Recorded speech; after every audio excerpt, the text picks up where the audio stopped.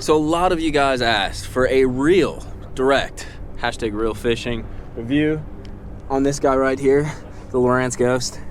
That's exactly what you're gonna get, because that's what you get here at mikeybalzz Fishing. You get real direct. I don't like show you a bait or show you something and like, oh, that's awesome, woo! I kind of show it to you and then I go catch fish on it and do it. So if you like that kind of stuff, hit that like and subscribe button. Stay tuned. We are doing a real review on the Lowrance Ghost, and we're gonna hang out with Bog. What's up, Bog? Stay tuned, boys.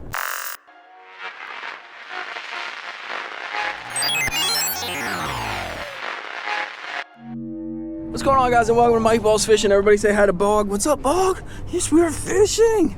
It's finally warming up here in spring, just a little bit, which is beautiful.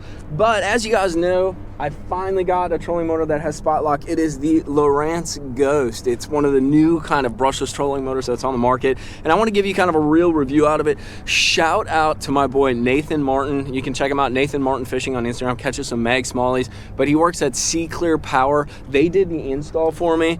Absolutely seamless, dude. Soldered wires, super duper power. Give Nathan a follow. Go check him out and check out Sea Clear Power, because this trolling motor would not be there without them. So let's get to the brass tacks. So what we're gonna do is I'm gonna run through the things that I like about this trolling motor, the things that I'm not too happy about, and the things that I don't know about yet. So let me frame this up. I've delayed this. We did the install video a while ago. I delayed this video because I wanted to do a couple things. I wanted to fish a little deeper with it. We did that on Smith Lake. I wanted to fish some grass with it. The grass needed to come up a little bit so I could kind of put it in some of the primrose, some of the thicker stuff, and see how it behaves. So that's why there's been a little delay on the review. I wanted to give you guys an honest kind of experiential review, my perspective. That's all it is. So let's start with the good stuff. Obviously, the one thing that I love, and this you're gonna find on a lot of the trolling motors, this is the spot lock button. It's gonna lock me in place wherever I am. It works flawlessly. It's sick, it's smooth, but you know, that is a feature you're gonna find on a lot of these new trolling motors. So with that said,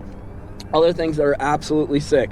So the trolling motor integrates with my HDS 12 or my Lowrance HDS Live. So I can actually control it by hitting this button, and see I'm at anchor, so I can turn it. Turn. You see, watch. See it turn? Here we go. Turn. You see how it turns? And then I can put it, I can stand by the anchor and stop everything. Then you have all these other options. You have anchor, course lock, turns, navigation. I'm gonna be perfectly honest, I don't know how to use all those yet. The course lock is kind of, it follows a certain line and stuff like that. Like, they're basic features, but the beauty of it is I don't have a remote. There is one available now, but everything is integrated here. So if I'm sitting around and I just caught a fish, either I can hit this button to anchor, or I can hit this button, and all of a sudden, I'm anchored. What's cool too is it automatically provides a quick button to drop a waypoint right here. Because oftentimes when you're anchoring, you're like, oh, especially in ledge season, you're like, dude, I just caught a 5-pounder. They're obviously right in front of me. So you want to drop a waypoint. And what's interesting too is this is going to lead you to dropping waypoints where you should place the boat versus where the fish are. So you're gonna have to define kind of boat positioning waypoints versus where the fish are waypoints. That's something to keep in mind as we organize and kind of move forward. So let's talk about a few other features that I really like. It comes standard with a stranded wire cable. It's not like the cheap rope ones that you get on the Minn Kotas and then have to replace with like a TH Marine thing. This thing is super duper strong, super ergonomic and comfortable. I'm gonna pull this thing out of the water real quick to show you something else. Watch this. So she comes up, and did you see that? Let's do it again. So I just dropped the motor in, the head turned. When you bring the motor up, the head automatically rights itself, so it drops right in. Is that not like the coolest? It's stupid little things that like really go a long way sometimes. So the other thing is, watch when I actually deploy the motor. So in, now I'm not holding on to anything. There's a hydraulic, I do have to pump it down sometimes. There's a hydraulic line in there that basically kind of eases the fall, so you don't have the trolling motor clomping down, clomping up, and that. But it's like little stuff, dude. Like little stuff kind of makes a premium product. One other thing that I like, and this is gonna be a little difficult to show, but a lot of trolling motors have kind of like a knob tensioner that's a little annoying to tighten. This is how you raise and lower. So I'm gonna do it real slow so the trolling motor gradually falls. See it? It's just a simple knob tensioner. A lot easier to work with than the one on the, don't get me wrong, I really liked my Minn Kota 4 Trex. but it's a lot easier to work with than the one on the Ford trucks. And I think it's another one of those little features that goes a long way. That's pretty darn cool. A couple other little features that I really like. So this, although it doesn't apply to me, well, it does apply to me in a sense. You can run this thing at 36 or 24 volt. Now, it doesn't apply to me right now, but when Nathan installed it, he made like a really, really good point. Say you're out fishing a derby, or you're out at, say, a club tournament, or even like a BFL or something, and you're like 5 hours from home, something like that, or you're like in the middle of nowhere. Dude, we went and fished Lake Cumberland, dude, and like a lot of it's in the middle of nowhere. You don't have access to your standard like marine products for the most part, or if you do, you got to drive like quite a ways. So say on my 36 volt array, one of my batteries goes out. So Nathan's like, dude, this is one of the coolest features. I can literally turn this motor on 24 volts and run off of 2 batteries. So granted, I'm going to lose a little bit of thrust, actually not much, because I don't know what this is rated at actually, pound thrust wise, but you lose a little bit of thrust, but I can literally run off a 24 volt system all day long, like no problem. So granted, I'll have to replace that battery, but it's a quick fix because I know we've all run into that, dude. I used to run Everstart batteries before I ran my my Battleborns. I've never had this problem again since I've run the Battleborns for a couple years now. But when I was running those Everstarts, dude, once every 8 to 9 months, those jokers would go bad. And it was like, dude, where's a Walmart? Where's a Walmart? And half the time, like, I'd have to drive like an hour and a half. You're on some fishing trip. It's absolutely annoying. Now, if I have any kind of power issue, all I do is turn this thing on 24 volts and I can run all day. The other button right next to here is a voltage rating, or I'm sorry, an ampage rating. So it tells you kind of how much juice you got left. We just started fishing today, so we are at high. Plus, like I said, I have Battleborn lithium batteries, so I don't have any power problems. I could fish for two and a half days straight and I won't have any issues. So those are some other cool features. One thing that, since we're talking about the pedal, one thing that I don't like, and this is something that it leads to a little bit of an issue kind of overall. So we have our power button right here. Boom, you know, we're turning the boat right now. So I like it on the left side because I had them in Coda prior to. Well, they have these quick sort of select buttons. Well, this one, number one, automatically turns the trolling motor on, continue on. So I'm imagining you can guess kind of what happens. So you have your foot right here and it slips off and you hit the automatic on and all of a sudden this trolling motor starts going. Now that wouldn't be a problem because you can usually change these preset buttons. The only problem I'm having, and I haven't called Lowrance, don't get me wrong, I need to call their technical hotline, is I can't find anywhere online or anywhere in the instructions how to actually like change these presets, because you get 3 different presets. So I can do 3 different functions with these buttons, but I literally cannot find anywhere to like how to program the buttons. So if you guys have any insight on that, that would be extremely helpful, because this is driving me nuts. And literally, dude, I almost knocked myself out of the boat because I had my foot like that and I had this thing on max, and dude, it kicked around. It was a mess. And I'm an idiot. Well, I should probably get that on video because that would be like a viral video. I can go catch 30 pounds and it gets like 1,000 views. If I fall out of the boat, hashtag viral and winning, right? But that's not what we're about. Back to positives, and then we'll get to a few negatives down the line here. The motor is so quiet that you don't even know it's on. So I'm gonna turn it on max right now. And I have an omnidirectional microphone. That means it picks up sound from everywhere. So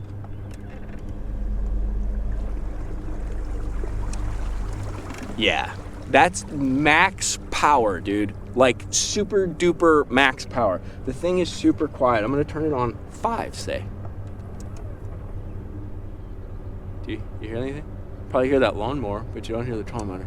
This thing is like insanely quiet. Like insanely quiet, dude. Like I'm kind of blown away, and it's a little bit sketchy actually, because when you have it on like 2 or 3, or when it's on anchor or something, you can't hear it running. But that's gonna be super sweet because I'm obsessed, especially when you talk about shallow water fishing, with staying quiet, being super duper sneaky. It's one of those things that I think, especially coming from Florida, makes such a huge difference.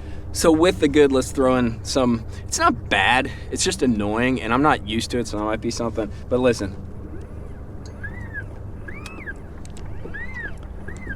Dude, somebody let RoboCop on the boat. And for all of you, well, I guess they made a new RoboCop movie, so like even the young guys know that one. But RoboCop's old school 80s classic, like, you know, action police movie. It's good stuff. If you haven't checked it out, go check out old school RoboCop. But basically it makes like this giant like killer robot sound, which I'm not super concerned about, because it's occurring in the head right here. So I don't think it's super like transmitted underwater. It might be to an extent, but it more or less, it weirds me out a little bit.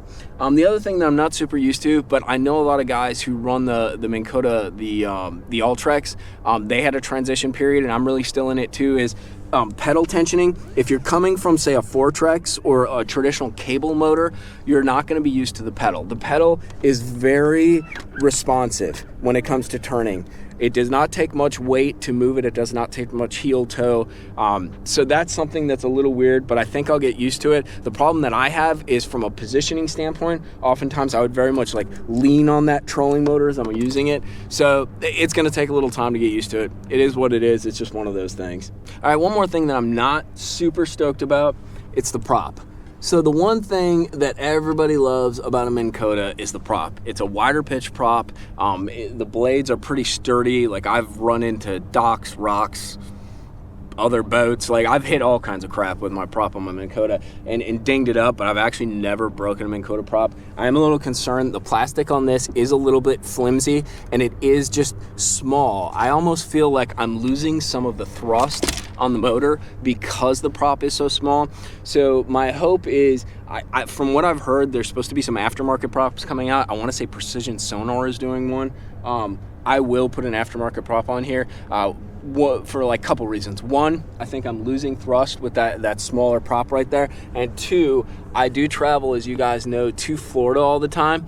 And when you're in Florida, that wider prop works a lot better in the grass, because you don't want it spinning a whole bunch because it gets all wrapped up. You want just like power kind of like strokes. You want to take advantage of all your thrust and put it into that wider pitch on the prop. So that's one thing that I'm a little disappointed about. This is the most manic review video ever, because now I'm going to tell you something I'm extremely stoked about.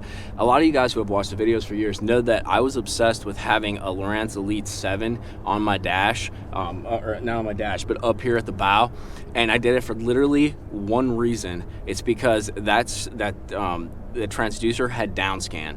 Basically, it was like structure scan, but shooting downwards. It shoots at 455 or 800, and I would use that in cahoots with my 2D traditional scan to sort of identify brush piles and figure out their exact edges when I was dropping buoys, or just like be very precise with stuff. Because a lot of the offshore structure we were fishing in Florida, like, it was 5 feet. You know, like across, like, so you had this small little window to hit, and that HDI, high definition imaging transducer, really gave me a better idea of exactly how it laid out. 2D gave me a general idea, but it was more blobby. You know, when you're looking with that down scan, it's a lot clearer. So what's really cool with this trolling motor is I don't need to put an HDI or an upgraded transducer on here. The head, which I'm going to show you when we're done talking about it, actually comes with an HDI transducer as well as a 2D transducer built in. So this is it. No wires, no anything. Basically, this nose cone, you can see the seam right here, that's removable, and that has a temperature gauge on it, which is right there. And then it also has your HDI and your 2D sonar built in. So that's cool for a multitude of reasons. No wires running up the trolling motor, and I'll show you right here. So we're in about 9 feet of water. There's my down scan, there's my 2D, there's my mapping. I can bring out my trolling motor array right there. But basically, I get a very crisp shot. The other thing is, since this is a brushless motor, I was having a huge amount of interference problems because I had some wiring issues when I had my Minn Kota there and had that thing set up. So with this thing, since it is a brushless motor and all the transducer array is integrated into the motor, look how clean that is. Now granted, we're getting a little chatter right there, but there's all kinds of crap in the water. We've had a ton of rain, so it's like there's grass in the water and all kind of garbage. But I can honestly tell you that it is clearer than it has been in ages. And even when I turn it, like, so I'm going to turn the trolling motor on and we're going to go somewhere, I'm not getting any kind of like trolling motor interference, and that was like a huge issue that I was having beforehand. And especially fishing offshore, I don't know about you guys, but that drives me nuts, man, because it just makes it harder to be efficient and harder to identify what you're actually seeing. Last cool feature. This is super cool because it's one of those things where I think a lot of the brands, whether it's Lowrance, Humminbird, Garmin, like, they don't understand, like, dude, for right now, like on a cell phone, like if you have Android, you can have a Samsung Android, you can have a Huawei Android, like you can have a million phones on the same operating system. There isn't like an integration across brands because we all use different stuff. So for people coming from a motor guide background compared to say like a Minn Kota background, they have what's called the quick switch pedal. So I come from a Minn Kota background, so I want my power pedal on this side right here. However, if I took this pedal out, there's a very easy way to switch this button to this side. So if you're more comfortable with that button being on the right side versus the left side, totally doable. So last but not least, like I said, I don't know how much thrust this actually kicks out, but I do know, according to stuff that I've read, that my Minn Kota Fortrex 112 does not kick out 112 pounds of thrust. Fine, whatever. But this thing does clip. Now granted, I am running lithium batteries. I got my Battleborn batteries, so I have like an ideal optimal setup. But what we're gonna do, I'm in an 18'9" boat, I think a TRX 189. So I'm in an 18'9" boat. I'm gonna turn this thing onto max, and we got our speed over ground right there. Let's see how fast we can go with this thing. And granted, we're in open water. It's not like going through grass or anything. 2.2, 2.4, 6, 7. We're still climbing, boy, we're racing. I could race a kayaker with this thing. 3.2. 3.3. So I'm going nearly 3.5 miles an hour. And like I said, that is with a, this is a little bit smaller boat, and I do have the power maxed out because I am using 36 volts because I fish a lot of grass, fish a lot of thick stuff, whether it's gunner's wheel or floater. Dude, we're putting out a wake. But the Joker can clip, dude. It's got a lot of power. The only thing that I personally think is holding that back is that prop, and that's one thing that I hope there is an aftermarket solution for that, because it is going to be, at that point, it'll be absolutely sick. So I hope you guys enjoyed that review. I'm trying to just be honest, unbiased, and straightforward with it. There's a lot of things that I like about the motor. I'm definitely happy that I got it. It's absolutely sick. It was expensive, but it's 100% worth it. There's definitely some things that need to be tweaked, and just some information that needs to get out there when it comes to the quick select buttons, but those things will come. It's a process. But if you guys got any questions or anything along those lines, please let me know. I'm happy to answer them if I know. Definitely recommend the trolling motor. I'll put a link to it down in Tackle Warehouse, so you can look at all the full specs and all that stuff and get some further details that maybe I left out. But pretty sick. I can't wait to get it to ledge season. Should be pretty epic. Thank you guys for watching this video. Bog, are you bored with this? Should we go fishing? Bog wants to go fishing. So review video over. We are going bass fishing. Thank you guys for supporting the channel. Stay safe and keep on fishing. Tight lines.